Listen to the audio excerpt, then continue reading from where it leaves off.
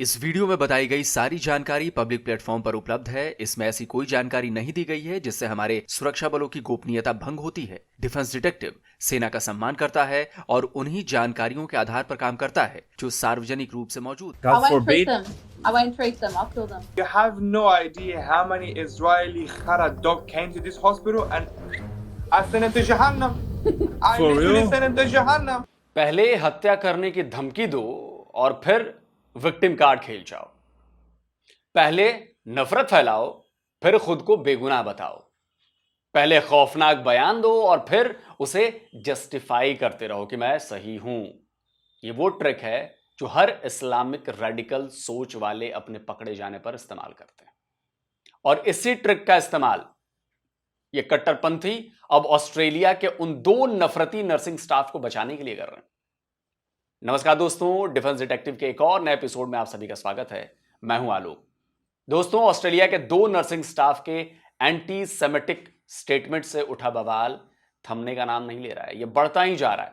एक तरफ आरोपियों के खिलाफ सख्त कार्रवाई की मांग हो रही है, तो दूसरी तरफ ऑस्ट्रेलिया की इमिग्रेशन पॉलिसीज और वहां बढ़ते इस्लामिक इन्फ्लुएंस को लेकर सवाल उठाए जाने लगे हैं। लेकिन इस बीच दोनों आरोपी नर्सिंग स्टाफ के सपोर्ट में भी आवाजें आने लगी हैं। लोग उसके सपोर्ट में आने लगे हैं। और ये कौन है? वही मुसलमान संगठन, मुस्लिम लोग, इंडिविजुअल्स जो उन्हें पाक साफ बताने के लिए तरह तरह के लॉजिक और तरह तरह की बातें कर रहे हैं। अहमद रशाद नादिर और सारा अबू लेब्देह तो याद है ना आपको? ये दोनों ऑस्ट्रेलिया की वही नर्सिंग स्टाफ हैं जिन्होंने ऑनलाइन वीडियो चैट के दौरान एक इजरायली कंटेंट क्रिएटर से ऐसी बात कह डाली कि ऑस्ट्रेलिया से लेकर इजराइल तक हिल गया। How are you, man? Good, how are you, my man? Pretty good. Are you a nurse, a doctor? I'm a doctor, my man. A doctor for what? In hospital. What about you? Where you from? I'm from Israel, from the Holy Land. You know what? I'm gonna be really honest with you. All right. I'm gonna be really honest with you. You actually got a really, really beautiful eyes. Thank you, But man. I'm so upset that you're Israeli. Like, eventually you're gonna get killed and you're gonna go to Jahannam, inshallah. You but like think? these pretty eyes, they should stay in this world for longer. Why do you Like, think? I Why saw- do you think I'm gonna get killed? It's Palestine's country, not your Hello. country, you piece How of are you? shit. What's your name? One day, One day. one day, your time will come and you will die the most. How When are your you time doctors? comes, Wait. I want you to remember my I have- face. Okay, so you okay. can understand Gotcha. That you will I have die a question the though. most disgusting death. All right, for sure. I have a question though. Okay, yeah, what's I have a question. Let's say an Israeli. I God won't treat forbid. them. I won't treat them. I'll kill them. You'll kill them? So if an Israeli is in Australia and God forbid something happened to him and he comes Not to God your forbid, hospital, I hope to God. would you kill him? You have no idea how many Israeli Khara dog came to this hospital and I sent him to Jahannam. I For literally real? sent him to Jahannam. Ahmad Rashad Nadir और Sara Abu लेब्देह के online video chat ने ऐसा बवाल मचाया कि Australia के prime minister तक को बयान देना पड़ गया। ऑस्ट्रेलिया गवर्नमेंट इस मामले को लेकर बैकफुट पर है। वहां की सरकार देश में बढ़ते एंटी सेमिटिज्म को लेकर सवालों के घेरे में है। इस बारे में आपको बताऊंगा, लेकिन पहले बताता हूं कि कैसे इस मामले में विक्टिम कार्ड खेला जाना शुरू हो चुका है।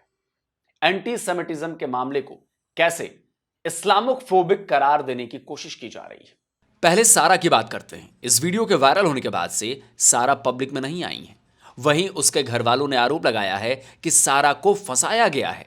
उसे वीडियो चैट के दौरान प्रोवोक किया गया ताकि वो इस तरह के बयान दे जिसका इस्तेमाल उसके खिलाफ किया जा सके। सारा का परिवार आज उसके बचाव में दलीलें दे रहा है, लेकिन 2 दिन पहले तक वो इस बारे में सवाल पूछने पर ब्लॉगर्स और रिपोर्टर्स पर हमला कर रहा था। Get the fuck off my property! I'm on public property. Right now! Why are you shit? Get the fuck off I'm my on public property, mate. What are the mate? What do you guys have to say about? Don't touch me! Don't touch me! Don't touch me! well, that's I'm on public. I'm on public land. That's fine. That's Mate, what do you have to say about what's there? Absolutely nothing. Why not? Because no one is welcome to But my house. why is she threatening to kill She's not threatening Israeli anybody. people? Was I on the phone? Mate, Was I on the phone? don't stop walking towards the. Hey, don't, mate. Listen to me, brother. All right, okay. I need my phone back. लेकिन सारा के परिवार की बातें किसी को हजम नहीं हो रही हैं। उसकी ठोस वजह भी है। ऑस्ट्रेलियन जांच एजेंसी ने इजरायली कंटेंट क्रिएटर मैक्स से अनएडिटेड वीडियो देने के लिए कहा था। इसके बाद मैक्स ने अहमद और सारा के साथ हुई बातचीत का पूरा वीडियो अपलोड कर दिया और इस वीडियो में भी कहीं यह नजर नहीं आ रहा कि मैक्स ने सारा या अहमद को भड़काने या उकसाने की कोशिश की थी, बल्कि अहमद और सारा तो मैक्स के ये बताते ही कि वो इजरायली हैं, उनके साथ मरने मारने की बात करने लगे थे। तो सारा की फैमिली का दावा है कि सारा को फंसाया गया। कैसे फंसाया गया? क्या मैक्स सारा को पहले से जानते थे या सारा मैक्स को जानती थी? नहीं, वो तो वीडियो चैट ऐप पर रैंडमली उनसे जुड़े थे।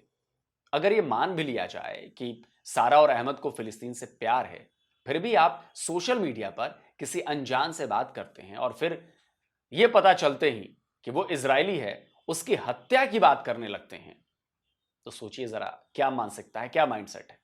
सारा ने तो यह कहकर अपने मेडिकल के पेशे को ही बदनाम कर दिया कि वो अस्पताल में आने वाले किसी इजरायली का इलाज नहीं करेंगी, उन्हें मार डालेंगी। अब आपको बताता हूं कि सारा की तरह अहमद रशाद कैसे खुद को बचाने की कोशिश कर रहा है। एंटी सेमेटिक वीडियो की जांच कर रही न्यू साउथ वेल्स की पुलिस ने अहमद के घर रेड की थी, लेकिन रेड के दौरान अहमद ने नौटंकी शुरू कर दी। उसने अपनी तबीयत खराब होने की बात कही, जिसके बाद पुलिस ने उसे अस्पताल में भर्ती करा दिया। इस ड्रामे के अलावा अहमद ने अपने बचाव के लिए एक दूसरी ट्रिक भी इस्तेमाल की है। अहमद ने वीडियो चैट पर कही गई अपनी बात को मजाक बताया है। ये एक मजाक था, एक गलतफहमी थी। मैं माफी मांगने के लिए सोशल मीडिया या किसी और माध्यम का इस्तेमाल करूंगा, लेकिन मुझे पहले जांचकर्ताओं से मिलना होगा। जो कुछ भी हुआ वो सिर्फ एक गलती है, ठीक है? लेकिन मैं अब इस बारे में बात करने के मूड में नहीं। यह मेरे लिए बहुत गंभीर है, यह सभी समाचारों में है, यह कोई छोटी बात नहीं है। एक अनजान शख्स के लिए बदतर मौत की दुआ मांगना, यह कहना कि अस्पताल में आने वाले कई इजरायली पेशेंट्स को मारकर जहन्नुम पहुंचा दिया, यह कहना कि इजरायली पेशेंट्स का इलाज करने के बजाय उनकी हत्या कर दी जाए, यह मजाक था। वाकई अगर यह मजाक था तो इससे भद्दा और घटिया मजाक और क्या हो सकता है। लेकिन जैसा मैंने कहा था, यही तो ऐसे कट्टरपंथियों की चाल होती है। पहले नफरती और कट्टर बयान दो और फिर जब फंस जाओ तो पलट जाओ, विक्टिम कार्ड खेलना शुरू कर दो और कहो जस्ट जोकिंग। लेकिन अहमद और सारा के इस सो कॉल्ड जोक को डिफेंड करने कई मुस्लिम पर्सनालिटीज सामने आ गई। गैमल खैर ऑस्ट्रेलिया में लेबनीज मुस्लिम एसोसिएशन के सेक्रेटरी हैं। ऑस्ट्रेलिया में मुस्लिम कम्युनिटी के बड़े वकील हैं। गैमल खैर ने स्काई न्यूज से बात करने के दौरान अहमद और सारा का बचाव किया है। गैमल ने सारा और अहमद के एंटी सेमेटिक स्टेटमेंट की तुलना सैम केर से की है। सैम केर ऑस्ट्रेलियन फुटबॉलर हैं और उन पर यूनाइटेड किंगडम में एक पुलिस ऑफिसर से बदसलूकी करने और नस्लवादी टिप्पणी करने के आरोप लगे थे।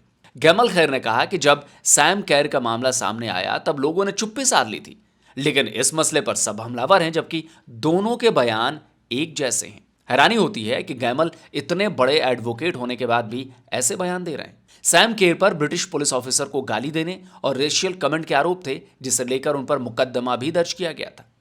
केस भी चला था और यूके की कोर्ट ने सैम केर को बरी कर दिया था। लेकिन लेबनानी मूल के ऑस्ट्रेलियाई वकील को दोनों मामले एक जैसे लग रहे हैं, यानी गाली देना और किसी की हत्या की धमकी देना उनके लिए एक ही बात है। कैसा लॉजिक है ये? असल में बात यह है कि गैम्बल ये बताना चाह रहे थे कि ऑस्ट्रेलिया में मुस्लिमों को निचले दर्जे का समझा जाता है, मुसलमानों से जुड़ी बात का इशू बना दिया जाता है, जबकि मूल ऑस्ट्रेलियाई लोगों की ऑब्जेक्शनेबल स्टेटमेंट्स या उनकी ऐसी एक्टिविटीज उनको छुपाने की कोशिश की जाती है। यानी गैमल भी विक्टिम कार्ड खेल रहे हैं। इस पूरे वाकये को इस्लामोफोबिया से जोड़ने की कोशिश कर रहे हैं। नजत अब्दी हार्वर्ड से पीएचडी होल्डर हैं, जर्नलिस्ट हैं। उनका एक्स, जिसे पहले हम ट्विटर के नाम से जानते थे, उसका प्रोफाइल बता रहा है कि वो अल जजीरा, CGTN और गार्जियन जैसे मीडिया हाउसेस के साथ काम कर चुकी हैं। तो नजत खुलकर ऑस्ट्रेलिया के इन दोनों नफरतियों के साथ खड़ी हैं। उनके इस ट्वीट को देखिए। लिखा है, अब यह पुष्टि हो गई है कि एक जाने पहचाने इजरायली ट्रोल के साथ वीडियो में मौजूद सारा अबू लेब्देह एक नर्स हैं और उसे फंसाया गया है और बहस में उलझाया गया। इसके अलावा जो वीडियो वायरल हुआ उसमें ज़ायोनिस्ट ने साफ तौर पर एडिट करके पोस्ट किया है, बिल्कुल वैसा ही जैसा हम में से बहुतों ने सोचा था।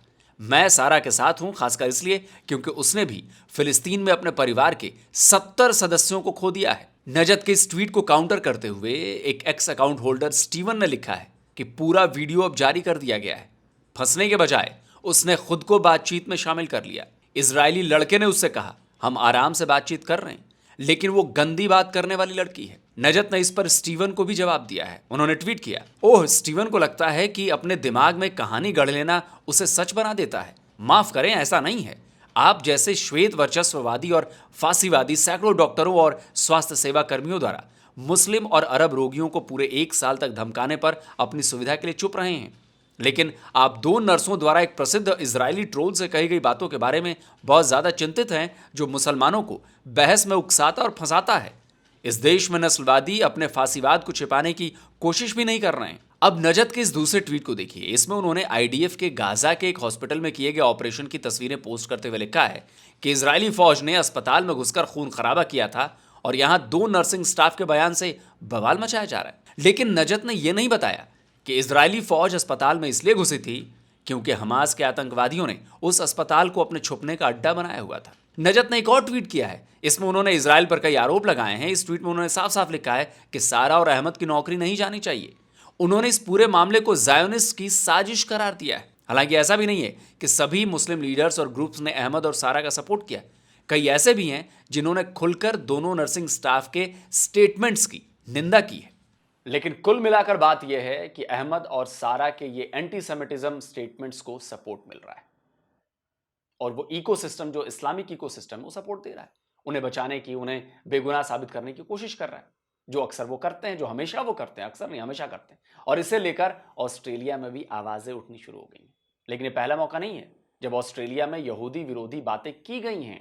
इसके पहले भी कई वाक्य सामने आ चुके हैं। लेकिन इस वीडियो के बाद देश में एक नई बहस जो छिड़ गई है, वो बहस जो आगे जाकर बहुत बड़ा इंपैक्ट डालने वाली है। अहमद और सारा के इस वीडियो चैट पर बवाल के बाद न्यू साउथ वेल्स की एक नर्स के बयान ने भी सनसनी मचा दी। शैरन स्टोलियर नाम की इस नर्स का दावा है कि 7 अक्टूबर को इजराइल पर हुए हमले के बाद न्यू साउथ वेल्स के हॉस्पिटल्स की यहूदी नर्सों, दाइयों और गर्भवती महिलाओं ने उन्हें पर्सनल मैसेज भेजकर अस्पताल के बदले हालात और अपने डर के बारे में बताया था। अगले महीने नर्सों, दाइयों और स्वास्थ्यकर्मियों ने पूरे देश में विरोध प्रदर्शन किया और एनएसडब्ल्यू हेल्थ डिपार्टमेंट की वर्दी पहनकर फ्रॉम द रिवर टू सी जैसे नारे लगाए और उन्होंने इसे लेकर अपने डिपार्टमेंट को लेटर भी लिखा था। अब इस वीडियो के सामने आने के बाद शैरोन ने भी अपना एक स्टेटमेंट जारी किया है। I'm sure you've all seen the news by now about the 2 New South Wales health nurses threatening to kill Israeli patients and claiming to have already done so, all while wearing New South Wales health uniform. See, the thing is this, I raised the alarm about this not long after October 7th happened, when nurses and midwives were chanting from the river to the sea while wearing New South Wales health uniforms. I wrote an open letter to nurses and midwives explaining that this chant is a call for the annihilation of Jews and that they should not be shouting this genocidal chant, let alone whilst wearing New South Wales health uniform. I also had meetings with AHPRA asking for something to be done about it in terms of regulation. But instead, what happened is this. AHPRA and the HCCC received 8 complaints about me, mostly about the post that I wrote. और हुआ ये कि Sharon को ही नौकरी से हटाने से लेकर जेल भेजे जाने तक की धमकी दी गई, जबकि आरोपी नर्सिंग स्टाफ के खिलाफ कोई एक्शन नहीं लिया गया। और अब अहमद और सारा के इस वीडियो ने शैरन के आरोपों को सच साबित कर दिया है। पीटर डूटॉन ऑस्ट्रेलिया के लीडर ऑफ द अपोजिशन हैं।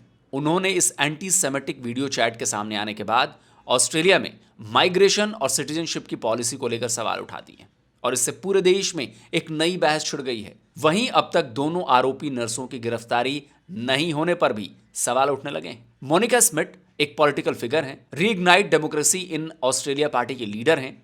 उन्होंने इसे लेकर एक ट्वीट किया है और ना केवल ट्वीट किया है बल्कि अमेरिकी मल्टी बिलियनियर और प्रेसिडेंट डोनाल्ड ट्रंप के करीबी एलॉन मस्क को टैग भी कर दिया है। इसके साथ ही उन्होंने एक वीडियो बनाकर कहा है कि उन्हें एंटी लॉकडाउन पोस्टर लगाने के जुर्म में जेल डाल दिया गया था, लेकिन इन 2 आरोपियों को हत्या की धमकी देने के बावजूद भी पकड़ा नहीं गया है। Now, this was 3 or 4 days ago, and this guy hasn't even been arrested yet. And the news are reporting about his mental health and how, he's struggling so much after the public backlash from his literally threatening murder. Now, the reason why this bothers me a lot is because I was thrown in prison and given draconian bail conditions because I posted an anti-lockdown protest during lockdowns. This guy, this immigrant, okay, gets to threaten murder on social media. It's gone viral around the world and he still isn't even arrested. He hasn't even done an interview with police. यानी Australia में अब मुस्लिम प्रवासियों को लेकर और सरकार के मुस्लिमों और इमिग्रेंट्स के तुष्टीकरण को लेकर बवाल बढ़ने लगा है। ऑस्ट्रेलियाई गवर्नमेंट ने दोनों नर्सों को सस्पेंड कर दिया है और यह भी कहा जा रहा है कि वो अब किसी भी अस्पताल में काम नहीं कर पाएंगे, यानी उन्हें अब कहीं नौकरी नहीं मिलने वाली। लेकिन अब तक उनके खिलाफ कोई कानूनी कार्रवाई नहीं हुई है, गिरफ्तारी भी नहीं हुई है। इससे ऑस्ट्रेलिया के लोगों में सरकार के प्रति गुस्सा बढ़ता जा रहा है। ऐसा लग रहा है कि इन्हें बचाने की कोशिश सरकार की तरफ से की जा रही है। सवाल पूछे जा रहे हैं कि आखिर इन रेडिकल लोगों के प्रति सरकार इतनी नरम क्यों है। लेकिन विपक्ष ने देश में इमिग्रेंट्स पॉलिसी को लेकर बहस छेड़ दी है और लग रहा है कि इस बहस का असर ऑस्ट्रेलिया में बहुत जल्दी और बहुत दूर तक दिखने वाला है। दोस्तों, इस वीडियो को ज्यादा से ज्यादा शेयर करिए, ज्यादा से ज्यादा लाइक करिए ताकि सच्चाई कोने कोने तक पहुंचे और लोग इससे सीखें, सबक लें, क्योंकि समझना बहुत जरूरी है। इस पूरे इकोसिस्टम को समझना बहुत जरूरी है। और जिन दोस्तों ने अभी तक डिफेंस डिटेक्टिव को सब्सक्राइब नहीं किया तो भाई आपसे आग्रह है, अनुरोध है, चैनल को सब्सक्राइब करिए, क्योंकि यहां पर आपको मिलती है हर एक जानकारी ऑथेंटिक रेफरेंस के साथ, कोई हवाबाई बात नहीं। और साथ में बेल आइकन जरूर प्रेस करें जिससे हमारे द्वारा अपलोड किए गए हर वीडियो की जानकारी आप तक फौरन पहुंच जाए। जल्दी मिलता हूं एक और नए वीडियो के साथ। नमस्कार, जय हिंद। तो अगर आप चाहते हैं मुझसे बात करना, मुझसे कोई सवाल पूछना, तो फैन कॉल पर आप मुझसे कनेक्ट हो सकते हैं। फैन कॉल में ये सुविधा है कि आप अपने हिसाब से वहां पर जाकर टाइम स्लॉट बुक कर सकते हैं कि आपको फलाने दिन मुझसे बात करनी है, फलाने टाइम पे मुझसे बात करनी है। लेकिन ये भी बता दूं कि ये पेड सर्विस है,